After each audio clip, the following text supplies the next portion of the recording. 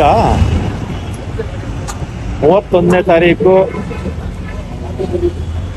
ಜಂಟಿ ಕ್ರಿಯಾ ಸಂಸ್ಥೆಯವರು ಅವರು ಸುಮಾರು 13 ಬೇಡಿಕೆಗಳನ್ನ ಇಟ್ಟು ಸ್ಟ್ರೈಕ್ ಮಾಡ್ತೀವಿ, ಬಸ್ ನಿಲ್ಲಿಸ್ತೀವಿ ಅಂತ ಹೇಳಿದ್ರು. ನಾವು ಕೂಡ ಅನೇಕ ಬಾರಿ ಅವ್ರ ಜೊತೆ ಎಲ್ಲ ಚರ್ಚೆ ಎಲ್ಲ ಮಾಡಿದ್ದೀವಿ. ಮತ್ತೆ ನಮ್ಮ 4 ಕಾರ್ಪೊರೇಷನ್ನ ಆರ್ಥಿಕ ಸ್ಥಿತಿಗತಿ ಅವ್ರಿಗೂ ಕೂಡ ಗೊತ್ತಿರ್ತಕ್ಕಂಥದ್ದೇ. ಹಿಂದೆ ಬಿಜೆಪಿ ಸರ್ಕಾರ ಇದ್ದಾಗ ಒಟ್ಟು 5,900 ಕೋಟಿಯಷ್ಟು ಸಾಲವನ್ನು ಬಿಟ್ಟೋಗಿದ್ದಾರೆ. ಅಷ್ಟು ಸಾಲ ಇದ್ರೂ ಕೂಡ ನಮ್ಮ ಸರ್ಕಾರ ಬಂದಮೇಲೆ ಹೊಸ ಬಸ್ಸುಗಳನ್ನು ತಗೊಳ್ಳೋದ್ರ ಮುಖಾಂತರ ಒಂದು 5,800, ಅದರಲ್ಲಿ 4,300 ಬಸ್ಸು ರಸ್ತೆಗೆ ಬಂದಿದೆ. ಒಂದು 9,000 ಜನ ರಿಕ್ರೂಟ್ಮೆಂಟು, ಮತ್ತು 1,000 ಜನ ಅನುಕಂಪದ ಆಧಾರದ ಮೇಲೆ ಕೆಲಸ, ಮತ್ತು ಇನ್ನಿತರ ನಮ್ಮ ನೌಕರಿಗೆ ಸಂಬಂಧಪಟ್ಟ ಹಾಗೆ ಅನೇಕ ಕಾರ್ಯಕ್ರಮಗಳನ್ನೆಲ್ಲ ಕೊಟ್ಟಿರ್ತಕ್ಕಂಥದ್ದು ಎಲ್ರಿಗೂ ಗೊತ್ತಿರ್ತಕ್ಕಂಥ ವಿಚಾರ. ಮತ್ತು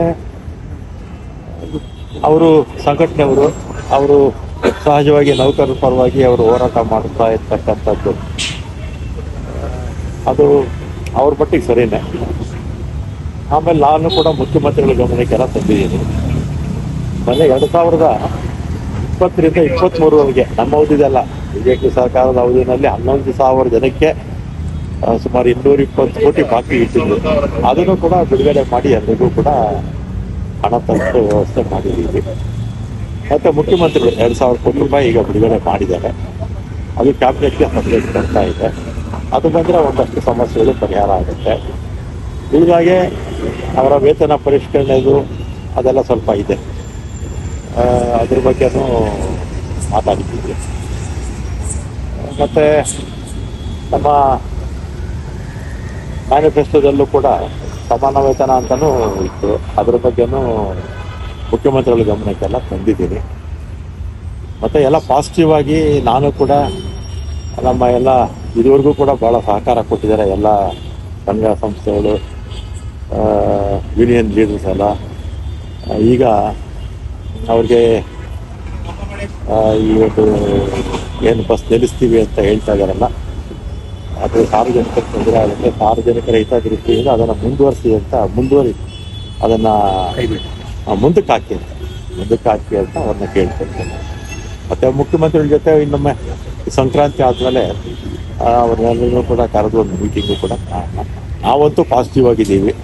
ಬಿ ಜೆ ಪಿಯವರು 5,800 ಕೋಟಿ ಸಾಲ ಇಟ್ಟಿದ್ದಿದ್ರೆ 900 ಕೋಟಿ ಸಾಲ ಹಿಡದೆ ಹೋಗಿದ್ರೆ ನಮ್ಮ ಯಾವ ಸಮಸ್ಯೆಗಳು ಇರ್ತಿರಲಿಲ್ಲ. ಹಿಂದೆ ನಾನು ಇದೇ ಇಲಾಖೆ ಮಂತ್ರಿ ಆಗಿದ್ದಾಗ ನಾವು ಬಿಟ್ಟಂಥ ಸಂದರ್ಭದಲ್ಲಿ ಕೇವಲ 13,71 ಲಕ್ಷ ಮಾತ್ರ ಬಾಕಿ ಇಟ್ಟಿದ್ದೆ. ಹೊಸ ಸರ್ಕಾರಕ್ಕೆ 13,71 ಲಕ್ಷ ಮಾತ್ರ ಸಾಲ ಬಿಟ್ಟು. ಆದರೆ ಇವರು 5,900 ಕೋಟಿ ಸಾಲ ಇಟ್ಟಿರೋದ್ರಿಂದ ಈ ಸಮಸ್ಯೆಗಳು ಉದ್ಭವ ಆಗಿದೆ. ಇದಕ್ಕೆ ಪರಿಹಾರ ಅಂತೂ ಮುಖ್ಯಮಂತ್ರಿಗಳು ಪಾಸಿಟಿವ್ ಆಗಿದ್ದಾರೆ. 2,000 ಕೋಟಿ ಆಗಲೇ ಹೇಳಿದ್ದಾರೆ, ಬಿಡುಗಡೆ ಆಗುತ್ತೆ. ಕ್ಯಾಬಿನೆಟ್ ಸಬ್ಜೆಕ್ಟ್ ಬರ್ತಾ ಇದೆ. ಉಳಿದಿದ್ದನ್ನು ಕೂಡ ಏನು ಫೆಬ್ರವರಿ ಬಜೆಟ್ ಬರುತ್ತಲ್ಲ, ಆ ಬಜೆಟಲ್ಲಿ ಇದಕ್ಕೆ ಸಹಾಯ ಮಾಡಬೇಕು ಅಂತ ಕೇಳಿದ್ದೀನಿ. ಪಾಸಿಟಿವ್ ಆಗಿದ್ದಾರೆ. ನಾಳೆ ಇಲ್ಲ, ಆದರೆ ಸಂಕ್ರಾಂತಿ ಹಬ್ಬ ಆದಮೇಲೆ ಅವರು ಮುಖ್ಯಮಂತ್ರಿ ಜೊತೆ ಅವ್ರನ್ನ ಭೇಟಿಗೆ ಹೇಳಿದ್ದೀನಿ. ಈಗ ಸಮಸ್ಯೆ ಬಗೆಹರಿಸೋ ನಿಟ್ಟಿನಲ್ಲಿ ಸಿಎಂ ಏನು ಹೇಳಿದ್ದಾರೆ?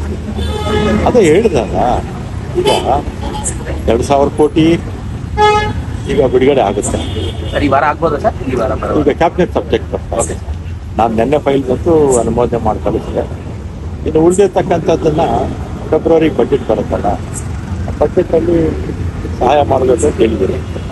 ಖಂಡಿತ ಮಾಡ್ತಾರೆ ಸರ್. ಮತ್ತೊಂದು ಟಿಕೆಟ್ ದರ ಹೆಚ್ಚಳ ವಿಚಾರಕ್ಕೆ ಸಂಬಂಧಪಟ್ಟಂತೆ CS ಅವರು ಸರ್ಕಾರಕ್ಕೆ 15% ಅಷ್ಟು ದರವನ್ನ ಏರಿಕೆ ಮಾಡಬಹುದು, ಮಾಡಬೇಕು ಅಂತ ರೀತಿಯಲ್ಲಿ ವರದಿಯನ್ನು ಕೊಟ್ಟಿದ್ದಾರೆ. ಸಲಹೆ ಕೊಡ್ಬೋದು ಅವರು. ಆದರೆ ವಾಸ್ತವಿಕವಾಗಿ ನಮ್ಮ 4 ಕಾರ್ಪೊರೇಷನ್ನಲ್ಲಿ 4 ಬೋರ್ಡ್ ಇರುತ್ತೆ. ಅವರು ಅವರ ಖರ್ಚು ವೆಚ್ಚಗಳನ್ನು ನೋಡಿಕೊಂಡು ಎಷ್ಟು ಏರಿಕೆ ಮಾಡ್ಬೋದು ಅಂತ ಅವರು ಸರ್ಕಾರಕ್ಕೆ ಪ್ರಸ್ತಾವನೆ ಕಳಿಸ್ತಾರೆ. 15% ಮಾಡ್ಬೋದು ಅಂತ ಸರ್? ಅಲ್ಲ, ಬೋರ್ಡ್ಗಳು. ಓಕೆ. ಈಗ KSRTC, BMTC ಅಲ್ಲಿ ಬೋರ್ಡ್ಗಳಿರುತ್ತಲ್ಲ, ಆ ಬೋರ್ಡ್ ಪ್ರಸ್ತಾವನೆ ಕಳಿಸ್ತಾರೆ. CS ಅವ್ರಿಗೆ ಸರ್ ಸರ್ಕಾರ CS ಅವರು ನನ್ನ ಗಮನಕ್ಕೆ ಬಂದಿಲ್ಲ. ಆದರೆ ಮೊದಲಿಂದಲೂ ಕೂಡ ಬಂದಿರ್ತಕ್ಕಂಥ ಸಂಪ್ರದಾಯ ಏನಂದರೆ 4 ಬೋರ್ಡು, ಅಧ್ಯಕ್ಷರು, ಉಪಾಧ್ಯಕ್ಷರು, ಮಂಡಳಿಯಲ್ಲಿ ಇರ್ತಕ್ಕಂಥ ಎಲ್ಲ ಸದಸ್ಯರು ಅವರ ಖರ್ಚು ವೆಚ್ಚಗಳನ್ನು ನೋಡಿ ಎಷ್ಟು ಏರಿಕೆ ಮಾಡ್ಬೋದು ಅಂತ ಸರ್ಕಾರಕ್ಕೆ ಕಳಿಸ್ತಾರೆ. ಸರ್ಕಾರ ನಿರ್ಣಯ ತಗೊಳುತ್ತೆ. ಅವ್ರು ಒಪ್ಪೋದಿಲ್ಲ ಅಂತ ಹೇಳಿದ್ರೆ ನಾವೇ ತೀರ್ಮಾನ ತಗೊಂಡ್ಬಿಟ್ರೆ ಹೇಗೆ? ನಾಳೆ ಏನಾದ್ರು ನೀವು ಜಂಟಿ ಕ್ರಿಯಾ ಸಮಿತಿ ಜೊತೆಲಿ ಸಿಎಂ ಜೊತೆ ನಡೆದಿರುವಂತ ವಿಚಾರನ ಅವ್ರ ಜೊತೆ ಚರ್ಚೆ ಮಾಡ್ತೀರಾ ಸರ್? ನಾಳೆ ಅವ್ರ ಗಮನಕ್ಕೆಲ್ಲ ತರಬೇಕು. ಅವ್ರ ಜೊತೆ ಮಾತಾಡ್ತೀರಾ ಸರ್? ಮಾತಾಡೋದು, ಫೋನಲ್ಲಿ ಮಾತಾಡೋದು, ಅಥವಾ ನಮ್ಮ MD ಅವರು ಯಾರಾದ್ರೂ ಮಾತಾಡ್ತಾರೆ. ಯಾಕಂದ್ರೆ ನೀವು ಪಾಸಿಟಿವ್ ಆಗಿ ಇದ್ದೀರಾ ಸರ್. ಬಟ್ ಏನಂತಂದ್ರೆ ಹಿಂದೆ ಬಹಳಷ್ಟು ದೊಡ್ಡ ಸಮಸ್ಯೆ ಆಗಿತ್ತು. ಸರ್ಕಾರ ಏನು ಸಾರಿಗೆ ನೌಕರರನ್ನ ಅರೆಸ್ಟ್ ಮಾಡುವಂತ ಹಂತಕ್ಕೂ ಹೋಗಿತ್ತು. ಆಮೇಲೆ ಬಿಜೆಪಿ ಅವರು ಇವತ್ತು ಸೋಷಿಯಲ್ ಮೀಡಿಯಾದಲ್ಲಿ ಟೀಕೆಗಳು ಮಾಡ್ತಾರೆ. 3,000 ಜನಕ್ಕೆ ವಜಾ ಮಾಡಿದ್ರು ಬಿಜೆಪಿ ಅವರು. ಎಷ್ಟು ಸಾವಿರ ಜನ? 3,000 ಜನಕ್ಕೆ ವಜಾ ಮಾಡಿದ್ರು. ಸುಮಾರು ಒಂದು 15-20 ಸಾವಿರ ಜನಕ್ಕೆ ನೋಟಿಸ್ ಕೊಟ್ಟಿದ್ರು. ಅದನ್ನೆಲ್ಲ ಕೂಡ ನಾವು ವಿತ್ಡ್ರಾ ಮಾಡ್ತೀವಿ. ಆಮೇಲೆ ಬಹುತೇಕರು 3,000 ಜನದಲ್ಲಿ ಬಹುತೇಕರೆಲ್ಲ ಬಂದಿಲ್ಲ ಎಲ್ಲ ಅಲ್ವಾ? ಎಲ್ಲ ಅಲ್ಪ ಸ್ವಲ್ಪ 1% 2% ಇರೋದು ಅಷ್ಟೇ. ಮತ್ತೆ 5,900 ಕೋಟಿ ಸಾಲ ಕೂಡ ಇಟ್ಟೋಗಿದ್ರು. ಅವರು ಇವತ್ತು ನಮಗೆ ನೀತಿ ಹೇಳಕ್ ಬರ್ತಾರೆ.